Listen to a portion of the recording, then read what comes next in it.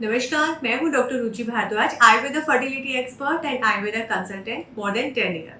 सो आज की इस वीडियो में हम बात करेंगे कि आपकी इनफर्टिलिटी के ट्रीटमेंट में आयुर्वेद ट्रीटमेंट और एलोपैथी यानी कि आईवीएफ ट्रीटमेंट, आयुर्वेद और आईवीएफ ट्रीटमेंट में क्या डिफरेंस होता है और किस सूरत में आपको कौन सा चॉइस ऑफ ट्रीटमेंट चूज करना चाहिए। यस, अक्सर जब पेशेंट को अपनी इनफर्टिलिटी का पता चलता है या फिर कोई भी कपल किसी भी वजह से मातृत्व और पितृत्व सुख ना मिलने का दुख झेल रहा होता है, तो वो सबसे पहले ये सोचता है कि मार्केट में बहुत सारी ऐड है, बहुत सारे पोस्टर्स आ रहे हैं, बार बार यूट्यूब पे बहुत सारे डॉक्टर्स को सुनने को मिल रहा है, तो हम पहले एलोपैथी ट्रीटमेंट पे जाएं या आयुर्वेदिक ट्रीटमेंट पे जाएं। इससे पहले आपको पता होना चाहिए कि दोनों ही ट्रीटमेंट में क्या डिफरेंस होता है और किस सूरत में किस कंडीशन में इन चीज़ों की ज़रूरत पड़ती है। सबसे पहले जानते हैं इनफर्टिलिटी क्यों होती है। सबसे बड़ा जो इनफर्टिलिटी का कारण है, मैं अपनी ओपीडी में जिन पेशेंट को ज़्यादा ट्रीट करती हूँ वो है ट्यूबल ब्लॉकेज। ट्यूब्स जब हमारी बंद हो जाती हैं, जो कि आप ये बोलिए कि फीमेल के एग और मेल के स्पर्म का मिलने का एक जरिया होती है, जहाँ पे पहली बार बच्चे बनता है और वहीं पे कुछ दिनों तक ठहरता है, उसको हम फैलोपियन ट्यूब बोलते हैं। ये ट्यूब जब किसी भी सीरी से बंद होती है तो हमारे मेल्स का स्पर्म यहाँ तक नहीं पहुँच पाएगा और फीमेल का अंडा यानी कि हमारा फर्टिलाइजेशन नहीं हो पाएगा। तो ट्यूबल ब्लॉकेज के केसेस सबसे ज़्यादा होते हैं। सेकंड, आजकल जो सिडेंटरी लाइफस्टाइल की वजह से एंडोमेट्रियोसिस और पीसीओडी जैसी गंभीर समस्या है, जिसमें महिला के हार्मोनल इम्बैलेंस तो होते ही है, साथ में उन समस्याओं की वजह से उनकी एंडोमेट्रियम लाइनिंग अच्छी नहीं होती, उनका क्वालिटी ऑफ एग पुअर होता है, तो उसकी वजह से भी वो एग इतना अच्छा एबल नहीं होता कि वो फर्टिलाइजेशन कर जाए, कि मेल पार्टनर के स्पर्म उस एग को निषेचित कर दे और उसकी वजह से फर्टिलाइजेशन हो जाए।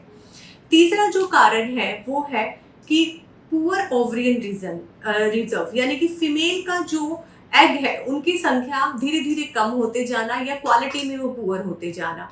सेकंड, अंडों की कमी की वजह पुरुषों में भी होती है और अंडों की खराबी, उनकी भी स्पर्म मॉर्फोलॉजी और स्पर्म मोर्टेलिटी कम होना, ये कारण होते हैं।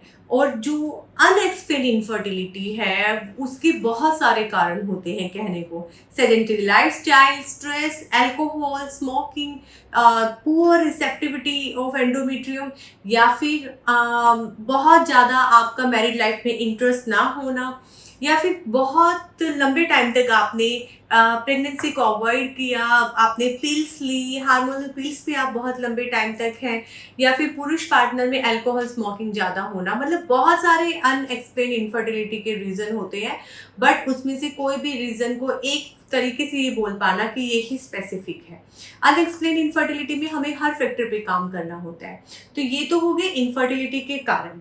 अब इन कारणों के बाद बात करते हैं कि कौन से कारण में किस ट्रीटमेंट पे जाना चाहिए। देखिए, सबसे पहले आता है ट्यूबल ब्लॉकेज। ट्यूबल ब्लॉकेज जैसी समस्या में जब पुरुष का अंडा और महिला का अंडा नहीं मिल पाता है और ट्यूब किसी वजह से ब्लॉक होती है, ज़्यादातर पुरानी टीबी की वजह से, पुराने पेल्विक इन्फेक्शन की वजह से, या फिर कोई पुराने पेट की सर्जरी की वजह से वो ब्लॉक होती है। जब वे ब्लॉक होती हैं तो पेशेंट आईवीएफ सोचता है। वो जैसे ही किसी डॉक्टर के पास जाते हैं तो वो यही बोलते हैं आपके ट्यूब्स में पानी है, वो पानी आपकी बच्चा जो हम बाहर बच्चा बनाएंगे उसको भी खराब करेगा, ट्यूब्स को क्लैंप करवा देता है। और सेकंड क्या रहता है कि ट्यूब ब्लॉक है, ये कभी ठीक नहीं होंगे, ये कंप्लीटली डैमेज हो चुकी है, आप आईवीएफ करवाइए। तीसरा, उसको बोला जाता है लेप्रोस्कोपी सर्जरी करवाइए, और उसमें हम देखेंगे कि एडेंशियस कहाँ तक है, ट्यूब किस कारण से ब्लॉक है और क्यों ब्लॉक है। तो अब ये ट्यूबल ब्लॉकेज के इन ट्रीटमेंट्स पे बात करते हैं। जहाँ पे लेप्रोस्कोपी की बात आती है वो एक डायग्नोस्टिकल पर्पस होता है, आपका ट्यूबल ब्लॉकेज का ट्रीटमेंट नहीं होता। हाँ, ड्यूरिंग दिस ट्रीटमेंट आपकी ट्यूब्स की रिकलराइजेशन की जाती है, यानी कि उसमें कुछ स्लाइन वाटर से बार बार पानी डाला जाता है, बट उनसे ट्यूब बिल्कुल नहीं खुलती। ये कह लीजिए 2 या 4% केसेस में खुलती हैं, और लेप्रोस्कोपी सर्जरी से समटाइम्स एडेंशियन और स्पैज्म आपके रिलीज हो जाते हैं, बट आपकी ट्यूब्स फंक्शनल नहीं बनती। तो हमारे पास पेशेंट मोस्टली 2 या 3 लेप्रो सर्जरी के बाद भी आते हैं। अपनी लेप्रो सर्जरी के सक्सेस ना होने के बाद पेट में जब उनके दूरबीन के निशान हो जाते हैं उसके बाद आते हैं। जो दूसरा आईवीएफ है, ज्यादातर जब हम एचएसजी टेस्ट करवाते हैं ट्यूबल ब्लॉकेज के तो उसमें स्पाज्म एडहेंशंस मिलते हैं या समटाइम डिलेड स्पिल भी होता है जिसको काफी सारे फिजिशियन देखते नहीं है। ऐसे केसेस में देखा गया है कि आप सिर्फ एक स्पाज्म एडहेंशंस की वजह से आईवीएफ जैसा जब महंगा और कॉम्प्लिकेटेड ट्रीटमेंट लेते हैं तो आपके साथ क्या होता है कि आपका जो पेशेंट का मनी स्पेंड होता है, टाइम स्पेंड होता है, और जो फीमेल पेशेंट सफर करते हैं उससे उसकी एंडोमेट्रियम ग्रोथ अच्छी नहीं होती और इम्प्लांटेशन फेलियर हो जाता है। आईवीएफ पहले ही आपको 30% चांसेस ही बता के चलता है, यानी कि 70% वो आपको बोल के चलता है कि अनसक्सेस हो सकता है। तो ये कॉम्प्लिकेटेड और महंगा ट्रीटमेंट बाद में क्यों नहीं, पहले हम कोई सस्ता, अच्छा और अब बहुत अच्छा इलाज जो कि आपकी होलिस्टिक यूट्रस हेल्थ पे काम करे वो क्यों नहीं चूज करते। तो ट्यूबल ब्लॉकेज के लिए आपको कोई भी ऐसा ऑपरेशन का जरिया, लैप्रोस्कोपी या आईवीएफ चूज करने की जरूरत नहीं है। पहले एक अपने आसपास आयुर्वेदिक कंसल्टेंट को मिलिए। आयुर्वेद में ट्यूबल ब्लॉकेज को बहुत सक्सेसफुली ट्रीट करते हैं। बहुत सारे आयुर्वेदिक गवर्नमेंट कॉलेजेस भी हैं जहाँ पे बहुत अच्छे प्रोफेसर्स हैं जो इन चीज़ों पे प्रैक्टिस कर रहे हैं। एक नंबर ऑफ केसेस डॉक्यूमेंट्स हैं हर डॉक्टर के, और मैं अपनी लाइफ स्पैन में अब तक की प्रैक्टिस में नंबर ऑफ ट्यूबल ब्लॉकेज के पेशेंट को ट्रीट कर चुकी हूँ जिसमें से मोस्टली कंसीव भी किए हैं। तो ट्यूबल ब्लॉकेज में आपकी जो आयुर्वेदिक 3 महीने का ट्रीटमेंट होता है, नेचुरल, सस्ता, और वो ट्रीटमेंट ऐसा होता है आपकी लाइनिंग को इम्प्रूव करता है। तो अगर मान लीजिए आपकी ट्यूब्स बहुत ज़्यादा डैमेज है या बहुत पुअर कंडीशन में आप हमारे पास आए हैं या बहुत लंबे टाइम से वो ट्यूबल ब्लॉकेज था और वो सक्सेस नहीं हुआ, आपका मान लीजिए आपका आयुर्वेदिक ट्रीटमेंट से नहीं खुला बट उससे कोई बॉडी में साइड इफेक्ट नहीं होगा, आपकी एंडोमेट्रियम लाइनिंग इतनी अच्छी बन जाएगी कि बाद में अगर हम आईवीएफ चूज करते हैं तो वो सक्सेस होगा ही होगा। तो ना सिर्फ आपके 80% नेचुरल कंसेप्शन के चांसेस होते हैं बल्कि उसके बाद आपके आईवीएफ सक्सेस के चांसेस भी बढ़ते हैं। अब बात करते हैं एंडोमेट्रियोसिस और पीसीओडी। एंडोमेट्रियोसिस की समस्या में भी ज़्यादातर ट्यूब ब्लॉक हो जाती है, उसकी स्कारिंग ट्यूब्स में डेवलप हो जाती है, जो हमारी एग क्वालिटी है वो पुअर हो जाती है, और उसके साथ साथ पीसीओडी और एंडोमेट्रियोसिस में एग क्वालिटी यानी कि जो ओवरी है वो इनलार्ज हो जाती है, जिससे कि जो ओवरीज में ग्रैनुलर सेल से ही एएमएच लेवल बनता है, हमारे एग जो है वो सफ़र करते हैं और वे क्वालिटी में सही नहीं रहते।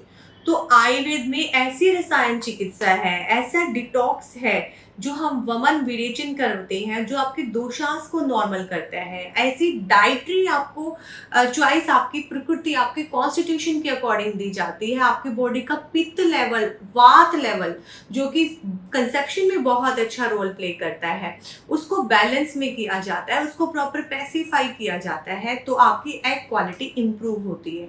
चाहे आपका एएमएच लेवल कम भी दिखा रहा है, मेरे 0.05 के पेशेंट भी ट्विन प्रेगनेंसी दिए हैं, बट वो क्यों, उनकी एग क्वालिटी इंप्रूव हुई है। तो एग क्वालिटी इंप्रूव करके आपकी प्रेगनेंसी, नेचुरल कंसेप्शन आपको मिल सकता है।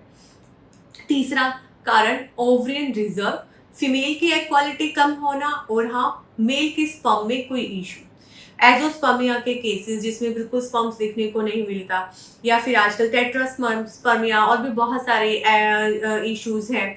एगुलेशन बहुत ज़्यादा है स्पर्म में, मॉर्फोलॉजी बिल्कुल उसके डिस्टर्ब है, तो ऐसे केसेस में भी आयुर्वेद बहुत अच्छा रिजल्ट देता है। उसमें भी आपको आयुर्वेदिक ट्रीटमेंट ऑप्ट करना चाहिए। बट हाँ, सेम वही जहाँ पे फीमेल के एग बिल्कुल और रिजर्व में है, या हम एंट्रिकल फॉलिकुलर काउंट करवाते हैं उसका पीरियड्स के सेकंड डे पे, उसके ओवरी में 1 या 2 एग मिल रहे हैं और फीमेल की एज 40 से ऊपर है, तो डेफिनेटली हम उसको बोलते हैं अब आपके पास टाइम कम है, आप आईवीएफ ऑप्ट कर सकते हैं। तो आप समझ रहे हैं मेरी बात कि इनफर्टिलिटी के कोई भी कारण हो, पीसीओडी, एंडोमेट्रियोसिस, ट्यूबल ब्लॉकेज, आपको पहले आयुर्वेदिक नेचुरल ट्रीटमेंट लेना चाहिए। बट हाँ, जहाँ पे अंडे की क्वालिटी खराब है, बार बार स्पर्म इश्यूज आ रहे हैं, मॉर्फोलॉजी इंप्रूव होती है बट फिर से डिस्टर्ब हो जाती है, फीमेल का एग रिजर्व बिल्कुल पुअर हो चुका है ही नहीं, या फिर डोनर एग लेना पड़ रहा है या फिर 1 या 2 एग बचा है और एज उसकी बहुत ज़्यादा है, तो आईवीएफ आप ऑप्ट कीजिए। आईवीएफ के साथ जब आप आयुर्वेदिक ट्रीटमेंट लेते हैं और आपके आयुर्वेदिक ट्रीटमेंट में कुछ रसायन औषधि चलती है, तो वो भी आपके इम्प्लांटेशन को सक्सेस करता है। यानी कि कोई भी केस हो, इंटीग्रेटेड अप्रोच आप इसमें लो स्पर्म काउंट में और लो एएमएच लेवल में आप यूज कर सकते हैं। सेकेंडली, ताकि आपका इम्प्लांटेशन सक्सेस हो। सेकेंडली, हम आपके अगर ओवरियन रिजर्व आपका थोड़ा सा पुअर है और ऐसा है कि वो क्वालिटी है ही नहीं उसमें, तो एटलीस्ट हम उसकी क्वालिटी इन्हेंस करके इस तरीके से उसको प्रिपेयर करते हैं कि वो बहुत जल्दी एम्ब्रॉय बना लेता है। आईवीएफ एम्ब्रॉय अच्छा बनता है, अच्छी ग्रेड का बनता है, एंडोमेट्रियम लाइनिंग अच्छी बनती है, तो इम्प्लांटेशन सक्सेस होती है। तो आयुर्वेदिक ट्रीटमेंट आपको हर तरीके से हेल्प करेगा। अब आयुर्वेद में हम क्या देते हैं? आयुर्वेद में हम ऋतु, क्षेत्र, बीज, अम्बु चारों चीजों पे काम करते हैं। आपका ऋतु, क्षेत्र, बीज, अम्बु यानी कि आपका यूट्रस, उसकी एडेंशंस रिमूव करना, सारी चीजें ठीक करना। आपका जो बीज है यानी कि आपकी जो फीमेल का ऑयसेट ओवा है, मेल के स्पर्म है, दोनों पे काम करते हैं। तीसरा, न्यूट्रिशन वैल्यू आपकी बॉडी में कुछ रसायन चिकित्सा और कुछ आपका डिटॉक्स करके आती है। तो इन सारी चीजों पे जब हम आपका काम करते हैं तो डेफिनेटली आपका कंसेप्शन सक्सेस होता है। हम आपको रिकरेंट जो आपके आईवीएफ फेलियर होते हैं उसके बाद भी पेशेंट नेचुरल कंसीव कर जाते हैं। तो हर उसमें आईवीएफ ट्रीटमेंट और आयुर्वेदिक ट्रीटमेंट में आपको डिफरेंस खुद देखना है कि ये कंडीशन है तो पहले नेचुरल जाए।